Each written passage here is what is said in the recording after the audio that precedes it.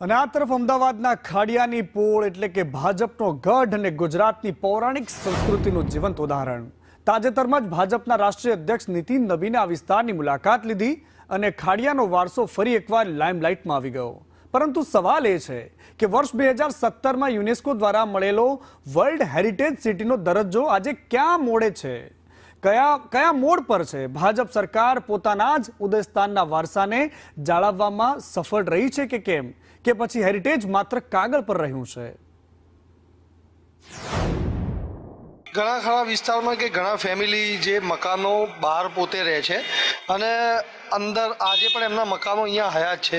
ઘણા મકાનો જર્જરિત પણ થઈ ગયા છે અને એને હેરિટેજની ગાઈડલાઇન મુજબ બાંધવાનું કામ એ આગામી દિવસોમાં એની પણ એસઓપી સારી રીતે સરળ અને એકદમ ઇઝી થઈ જાય તે દિશામાં ભારતીય જનતા પાર્ટી કામ કરી રહી છે। હવે હેરિટેજનો ટેગ લાગવાના કારણે નથી એ લોકોએ મકાન વેચી શકતા કે નથી એની જાળવણી કરી શકતા। તો આપણો આ અમૂલ્ય વારસો જળવાય એના માટે સરકારશ્રીએ પણ કોઈક સારા પગલાં, જેવી કે એને કદાચ ફાઇનાન્શિયલ કંઈ પ્રોબ્લેમ હોય તો એને રિપેરિંગ માટે લોન સ્વરૂપે કંઈક મદદ થવું જોઈએ।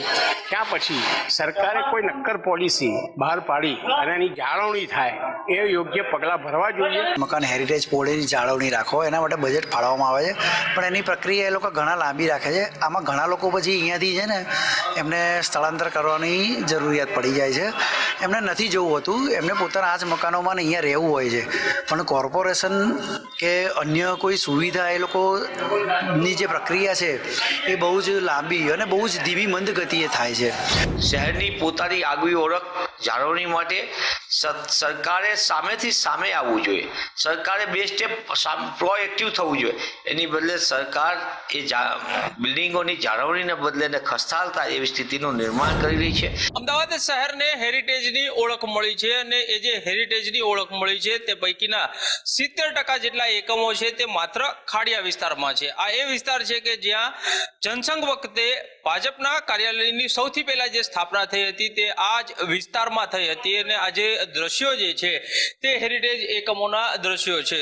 ખાડિયા વિસ્તારમાં ઘણા એકમો એવા છે કે જે કહી રહ્યા છે કે તેનું રિસ્ટોરેશન થાય, તેનું રિનોવેશન થાય, પરંતુ જટિલ પ્રક્રિયા એટલી બધી છે કે ના તો રિસ્ટોરેશન થઈ રહ્યું છે કે ના તેના માટે થઈ અને મંજૂરી મળી રહી છે।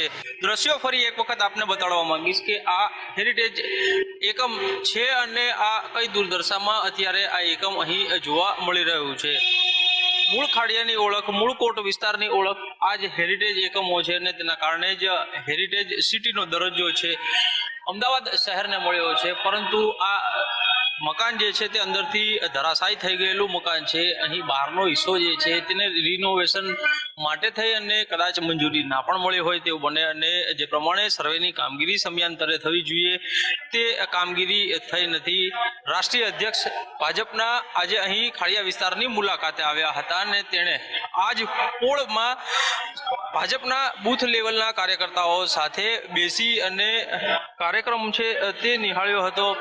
આવા સંજોગોમાં આ જ વિસ્તાર જે છે તે અત્યારે જાણે કે આ એરિયાના ઘણા એકમો છે તે દયનીય હાલતમાં ઉભા હોય તે પ્રકારની સ્થિતિ સર્જાઈ છે। કેમેરામેન ધર્મેન્દ્રસિંહ સોલંકી સાથે